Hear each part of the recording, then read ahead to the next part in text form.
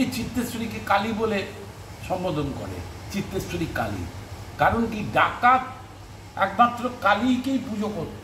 সব ডাকাতে দেখবেন ডাকাতে কালী আছে, ডাকাতে দুর্গা নেই কোনো, একমাত্র এই চিতে বা চিত্তেশ্বর ডাকাত এই দুর্গার পুজো করেছিল। ফিল করি সবসময় থাকি এখানে ভোগ দেওয়া হয়, যখন মায়ের অন্ন ভোগ দেওয়া হয় সব দরজা টরজা বন্ধ করে পুজোর পুরোহিত মশাই এখানে ধ্যান জপ করে উনি বাইরে গিয়ে দাঁড়ান, গিয়ে উনি জপ করেন, মা প্রসাদ খান। তখন আমরা মনে করি, তারপরে যখন উনি এখানে করে যখন এসে যখন বসেন দেখে যে এখানে ভোগপত্র ছেটানো রয়েছে, চলে বেড়ান। এই হলো আদি চিত্তেশ্বরী মায়ের মূর্তি, সত্যি এক কথায় অনবদ্য। এই মুহূর্তে আমি রয়েছি চিতপুরের আদি চিত্তেশ্বরী মায়ের মন্দিরে, আদি চিত্তেশ্বরী দুর্গা মায়ের মন্দির। হ্যাঁ, আসলে এটাই পশ্চিমবাংলার একমাত্র ডাকাতিয়া দুর্গা মন্দির বা ডাকাত দুর্গা মন্দির। আমরা তো ডাকাত কালী মন্দিরের প্রচুর নাম শুনেছি, কিন্তু ডাকাত দুর্গা আমরা শুনিনি। কিন্তু শোনা যায় এখানে একসময় পুরো জঙ্গলে পরিপূর্ণ ছিল। সেই সময় এখানে যে মানুষটিকে সবাই ভয় পেতেন তার নাম চিতে ডাকাত। তবে চিতে ডাকাত কিন্তু বড় বড় জমিদার থেকে নিয়ে তিনি কিন্তু গরিবদের দান করতেন। এবং এই চিতে ডাকাতের এই ডাকাতির জানি না মা প্রসন্ন হয়েছিলেন কি না, তাকে শুনেছি মা দেখা দেন, দেখা দিয়ে বলেন যে এই কাশীপুরের যে গঙ্গার ঘাট, সেই গঙ্গার ঘাটেই নাকি নিম কাঠ পাওয়া যাবে এবং তিনি স্বপ্নে দেখান এমন আকৃতি দিতে হবে, এইভাবে করেই তাকে পুজো করতে হবে। এবং এই রূপে রণচণ্ডী দুর্গা তৈরি হলো। তারপর চিতে ডাকাত এই মা দুর্গাকেই নমস্কার করে বেরিয়ে যেতেন ডাকাতির পথে। হ্যাঁ, এটাই হলো একমাত্র পশ্চিমবাংলার ডাকাতিয়া দুর্গা মন্দির। আমি রয়েছি এখানকার সেবায়ত কাশীশ্বর রায়চৌধুরী মহাশয়ের কাছে এবং তার থেকে শুনবো ওই আদি চিত্তেশ্বরী মায়ের যে ইতিহাস, সেই ইতিহাসটা। কাশীশ্বরবাবু, একটু চিত্তেশ্বরী মায়ের ইতিহাসটা একটু জানতে চাই আপনার থেকে। ইনি হচ্ছেন দেবী চিত্তেশ্বরী দুর্গা, দশভুজা দুর্গা। এইখানে ইনি প্রতিষ্ঠিত দেবী, বহু বছর ধরে চিতে ডাকাতের প্রতিষ্ঠিত আরাধ্য দেবী এই চিত্তেশ্বরী দেবী। ইনি প্রতিষ্ঠিত, এনার বিসর্জনও নেই, এনার আবাহনও নেই। আজ থেকে এখানে প্রায় 600 বছর ধরে এই দেবী চিত্তেশ্বরী এখানে প্রতিষ্ঠিত। পশ্চিমবঙ্গে প্রাচীনতম দেবী দুর্গা হচ্ছে এই চিত্তেশ্বরী দেবী দুর্গা, ডাকাতের প্রতিষ্ঠিত। হ্যাঁ, মানে আমরা এরকম শুনেছি যে ডাকাত কালীবাড়ি আছে, কিন্তু ডাকাত দুর্গা বলছি আজ থেকে বহু বছর আগে, প্রায় 600 বছর আগের ঘটনা। এই অঞ্চল ছিল তখন জঙ্গলাকীর্ণ, পুরো জঙ্গলে পরিপূর্ণ। এখানে ডাকাত আর হিংস্র জীবজন্তুর বাস ছিল, কেউ কিছু একে ঢুকতে পারত না। ডাকাত আর হিংস্র জীবজন্তু বসবাস করত। ওই ডাকাত, চিতে ডাকাত বলে এক ডাকাত এই জঙ্গলে বসবাস করত, খুব হিংস্র ডাকাত, মারাত্মক ডাকাত। তার দলবলও বহু ছিল, এখানে বসবাস করত। এবং এই ডাকাত ছিল দুষ্টের দমন সৃষ্টের পালক। অত্যাচারী জমিদার রাজার থেকে লুট করে এনে এখানে এসে গরিবদের মধ্যে ও দান করে দিত। ও ডাকাত হলে কী হবে, মনটা ছিল কমল, গরিবদের দিকে তার নজর ছিল। এইভাবেই সে ডাকাতি করতো এবং দূর দূরান্তে সে ডাকাতি করে নিয়ে আসতে। সবাই খুব ভয়ে তটস্থ ছিল যে এই বুঝি চিতে ডাকাত আসছে। তোমার ডাকাতের নাম ছিল চিতে ডাকাত। চিতে ডাকাত, চিতে বা চিত্তেশ্বর বলা হতো ওকে। আচ্ছা, চিতে সঠিক চিতে ডাকাত বলা হতো। যাই হোক, এই ডাকাতকে একদিন দেবী স্বপ্ন দেয়, দেবী দুর্গা স্বপ্ন দেয় যে এই পাশেই গঙ্গা, এই গঙ্গা থেকে এক নিম কাঠ ভেসে আসবে, সেই কাঠে দিয়েই আমার মূর্তি করে তুই পুজো কর। তার মানে এটা পুরো নিম কাঠের? হ্যাঁ, পুরো নিম কাঠের। এবং ডাকাত স্বপ্ন পেয়ে দৌড়ে গঙ্গায় গিয়ে দেখলো সত্যিকার একটা বিশাল একায় নিম কাঠ ভেসে আসছে। দলবল দিয়ে সে তুললো পারে, তুলে এনে তখনকার দিনের শিল্পীদের নিজেরা মিলে মায়ের এই মূর্তি প্রতিষ্ঠা করলো। যে মূর্তি আপনি এখন দেখছেন, সেই মূর্তি উনি প্রতিষ্ঠা করলেন। দেখবেন কার্তিক, গণেশ, লক্ষ্মী, সরস্বতী নেই। দেবী দুর্গা, দশভুজা দুর্গা, সিংহবাহিনী, অসুর দলনী। আর একটা কথা বলি, দেখুন মায়ের সঙ্গে একটা ছোট বাঘ আছে, চিতা বাঘ আছে। হ্যাঁ, এটা দেখতে মায়ের পেলাম। সঙ্গে। কোনো দুর্গার সাথে থাকে না। কারণ হচ্ছে এই জঙ্গলের মধ্যে যখন বসবাস করতো বাঘের খুব উৎপাত ছিল এবং তাদের বাঘ খুব মানে ডিস্টার্ব করতো ডাকাতদের, প্রায় লড়াই করে থাকতে হতো বাঘের সঙ্গে। তাকে সন্তুষ্ট করার জন্যে, দক্ষিণ রায়কে সন্তুষ্ট করার জন্যে হ্যাঁ ওই বাঘকে মায়ের সঙ্গে রেখে পুজো করা হতো। এটা প্রাচীনত্বে বড় নিদর্শন যে মায়ের সঙ্গে, এই চিত্তেশ্বরীর সঙ্গেই এই একমাত্র একটা চিতে বাঘ আছে। কোনো দেবীর সাথে থাকে না, দুর্গার সাথে থাকে না। যাই জঙ্গলের মধ্যে রেখে সে মায়ের পুজো করত এবং তার যে প্রফেশন ডাকাতি ছিল, সে ডাকাতি করতো, বন্ধ করেনি, সেইভাবেই ডাকাতি করতো দুর্ধর্ষ ডাকাত। একদিন মোগল সাম্রাজ্যের হাতে তার প্রচণ্ড তার সঙ্গে যুদ্ধ হয়ে চিতে ডাকাতের মোগল সাম্রাজ্যের সাথে যুদ্ধ হয়ে সে এখান থেকে জঙ্গল থেকে চলে যায়, আর পাওয়া যায় না। এবার দলবলও চলে যায়। পরবর্তীকালে এই মা এখানে পড়ে রইল অপূজিত অবস্থায়। তখন চিতে ডাকাত আর পুজো করতে পারছে না, চিতে ডাকাতের দলবল শেষ। বহু বছর বাদে এই জঙ্গলে মোটামুটি তখন মানুষজন ঢুকতে আরম্ভ করেছে।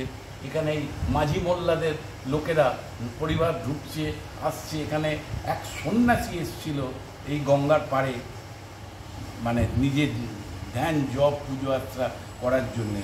তার নাম নৃসিংহ ব্রহ্মচারী। তাকে মা আবার স্বপ্ন দেয় যে আমার পুজো হচ্ছে না, এই জঙ্গলে আমি রয়েছি, আমার পুজো কর। সেই ব্রহ্মচারী তান্ত্রিক সাধু ছিলেন। তিনি ওই বিরাট জঙ্গল খুঁজতে দেখে লোকজন নিয়ে, দেখে এক জায়গায় যেন একটা বিশাল মানে একটা আলোর ছটা মারছে এই জঙ্গলের মধ্যে। সেই ওখানে এসে দেখে কিনা মা সত্যি ওই জায়গাটা রয়েছেন, এই দেবী দুর্গা রয়েছেন। হ্যাঁ, উনি তুলে লোকজন নিয়ে একটা কুড়েঘর করে আবার পুনঃপ্রতিষ্ঠা করে মাকে সে ওই সন্ন্যাসী আবার পুজো আর্চা শুরু করলো। সেই সালটা হচ্ছে ইংরাজি 1586 সাল। 1586 সাল ইংরাজি। মাকে আবার সে পুনরুদ্ধার করে পুজো আর্চা ওই সন্ন্যাসী শুরু করলো একটা ছোট্ট ঘরের মধ্যে রেখে। এর অনেক পরবর্তীকালে তৎকালীন জমিদার এখানকার খবর পায় যে দেবী, যে চিতে ডাকাত যে দেবীকে পুজো করত তাকে দেখা যাচ্ছে, দর্শন করা যাচ্ছে। আরেকটা কথা বলি, দেখবেন অনেকে চিত্তেশ্বরীকে কালী বলে সম্বোধন করে, চিত্তেশ্বরী কালী। কারণ কি, ডাকাত একমাত্র কালীকেই পুজো করত। সব ডাকাতে দেখবেন ডাকাতে কালী আছে, ডাকাতে দুর্গা নেই কোনো। একমাত্র এই চিতে বা চিত্তেশ্বর ডাকাত এই দুর্গার পুজো করেছিল, দশভুজা দুর্গার পুজো করেছিল, শক্তির পুজো করেছিল। দেবীর নাম থেকেই চিতপুর। দক্ষিণ কলকাতায় কালীঘাটে কালী, আর উত্তর কলকাতায় চিতপুরের চিত্তেশ্বরী প্রাচীনতম দেবী। এরা পশ্চিমবঙ্গে, হ্যাঁ, এরা প্রাচীন, এখানে প্রতিষ্ঠিত। মানে তার মানে চিত্তেশ্বরী মা প্রায় কত বছর হলো? প্রায় হ্যাঁ, চিত্তেশ্বরী মা কত বছর হলো এখানে? মায়ের এখানে প্রতিষ্ঠিতই হয়ে গেল প্রায় 600 বছরের কাছে। বাবা, 600 বছরের কাছে। এবং চিতে ডাকাত আরো পুরনো, এ নিয়ে অনেক গবেষণা চলছে। আচ্ছা, এই যে আপনি যেটা বললেন যে গঙ্গাতে এসেছিল নিমঘাট, সেই গঙ্গা মানে আমাদের এই যে গঙ্গাটাই? এই গঙ্গাই আরো আগে ছিল, খেয়ে এখন ওদিকে চলে গেছে। আচ্ছা, এই গঙ্গাটাকে কি বলা হয় এই জায়গাটাকে? এটাকে কাশীপুর ঘাট। মানে কাশীপুর ঘাটেই এই নিমঘাটটা উঠে এসেছিল, তাই তো? কাশীপুর ঘাটেই এখানে উঠেছিল। এটা কাশীপুর ঘাট। এখানে অনেক মহিমা আছে, আমরা সেটা সবসময় থাকি, আমরা অনুভব করি। একটু বলবেন? বলছি যে দেখুন, আমি এটা মানুষের মানে বিশ্বাসে মিলাই কৃষ্ণ তর্কে বহুদূর। এখানে হচ্ছে আমরা যেটা অনুভব করি, আমরা ফিল করি, সবসময় থাকি। এখানে ভোগ দেওয়া হয়, যখন মায়ের অন্ন ভোগ দেওয়া হয়, সব দরজা টরজা বন্ধ করে পুজোর পুরোহিত মশাই এখানে ধ্যান জপ করে উনি বাইরে গিয়ে দাঁড়ান, দিয়ে উনি জপ করেন, মা প্রসাদ খান। তখন আমরা মনে করি। তারপরে যখন উনি এখানে করে যখন এসে যখন বসেন, দেখে যে এখানে ভোগপত্র ছেটানো রয়েছে, ভাত টাত সব করা রয়েছে। এখানে কোনো প্রাণীর ঢোকার কারোর এখানে কোনো ব্যবস্থা নেই যে ঢুকবে, যখন দরজা বন্ধ করে দেয়। কেউ এখানে ছড়ানো থাকে তখনই আমরা বুঝি মা ওই ভোগ গ্রহণ করেছে, মা ওই ভোগ খেয়েছে, এইভাবেই বুঝি যে মা রয়েছে। আমরা প্রায় দিনই, আজকে থেকে না, আমি আমার একদম মানে খুব শিশুকাল থেকে আমার বাবা ঠাকুমা তাকে থেকেও আমরা শুনে এসেছি এবং আমিও ফিল করেছি, আমার যখন জ্ঞান হয়েছে, বড় হয়েছি, ফিল করেছি যে এখানে রাত্রির বেলা খুব ঝুমুরের শব্দ শুনতে পাই। বিটি রোড চিড়িয়া মোড়ে নেবে, ওখান থেকে সিধে গঙ্গাধারের দিকে আসুন, আসলে দেখবেন একটা মোড় পড়বে বি বাজার মোড় বা কাছে চিতপুর থানা স্টপেজ, সেটাও পার হয়ে গঙ্গাধারের দিকে আসুন, দেখবেন কিছু দূরে গিয়েই ডান হাতে মায়ের 3 তলা মন্দির হলদে রঙের দেখতে পাবেন, আদি চিত্তেশ্বরী মন্দির লেখা আছে। এই মন্দির দেখতে পাবেন এখানে। চিড়িয়া মোড় থেকে স্ট্রেট চলে আসতে হবে গঙ্গার ধারের দিকে। আর যদি দমদম স্টেশনে নামেন, সেখান থেকেও আপনাকে অটো করে চিড়িয়া মোড়ে আসুন, চিড়িয়া মোড় থেকে ঠিক গঙ্গার ধারে উল্টো দিকে চলে আসুন, গঙ্গার ধারের দিকে লোককে বলবেন বা রিক্সা আছে, অটো আছে, যাকে বলবেন সেই আপনাকে মন্দিরে পৌঁছে দেবে। সেই কাশীপুর গঙ্গার ঘাট, যেখানে চিত্তেশ্বরী মায়ের যে মূর্তি বানানোর নিম কাঠটা ভেসে এসেছিল। এই হচ্ছে চিত্তেশ্বরী মায়ের যে তোমরা দেখতে পাচ্ছ, এটা পুরোপুরি কিন্তু নিম কাঠের। এবং এখানে খুব সত্যি কথা একটা দেখো, মা কিন্তু রণচণ্ডী রূপ এবং প্রায় 600 বছরের প্রতিমা, অর্থাৎ বুঝতে পারছো কলকাতার ইতিহাসের সবচেয়ে যদি পুরনো দুর্গা বলা যায় তাহলে কিন্তু আমরা এটাকে বলতে পারি। এবং এই চিত্তেশ্বরী অর্থাৎ আদি চিত্তেশ্বরী মায়ের মন্দিরের নামেই কিন্তু এই চিতপুর রোড। এবং একটা বিশেষত্ব দেখো, তোমাদেরকে একটু দেখাই, যেটা কিছুক্ষণ আগে বলছিলেন, সেটা হচ্ছে যে এখানে কিন্তু আমরা বাঘ দেখতে পাচ্ছি। সাধারণত কিন্তু আমরা এরকম বাঘ কিন্তু দেখি না, তাহলে বাঘ দেখতে পাচ্ছি কেন? যেটা শুনলাম, যেহেতু এটা সারা চিতপুরটা পুরো জঙ্গলে একসময় পরিপূর্ণ ছিল, তাই চিতে ডাকাত কিন্তু সেই বাঘেরও পুজো দিত। এবং অর্থাৎ এখানে জঙ্গলের যে প্রভুত্ব যিনি করতেন তাকে পুজো দিয়েই কিন্তু তারা এখান থেকে বেরোতেন। এবং এটা খুব সত্যি কথা যে আমরা ডাকাত কালীর নাম শুনেছি, কারণ ডাকাত মানেই কিন্তু আমরা জানি যে কোথাও কালীর তারা ভক্ত। একমাত্র পশ্চিমবাংলার বুকে এখানে কিন্তু ডাকাতিয়া দুর্গা মন্দির। কাশীপুরের গঙ্গার ঘাটের সামনে যে গানসেল ফ্যাক্টরি, তার ঠিক সামনেই কিন্তু এই আদি চিত্তেশ্বরী মায়ের মন্দির। আমি একটা কথা বলি, তোমরা অন্তত পারলে একবার এসো, খুব ভালো লাগবে। মনোমুগ্ধকর এই যে মূর্তির সামনে থেকে উঠতে পারবে না, ঠিক যেভাবে করে আমি অনেকক্ষণ ধরে বসে আছি, উঠতে পারছি না। তাই যারা যারা তোমরা জানতে চাও, আমি তো অবশ্যই জানিয়ে দেবো কীভাবে আসতে হবে, এবং সেবায়িত মশাইও জানিয়ে দিলেন কীভাবে আসতে হবে।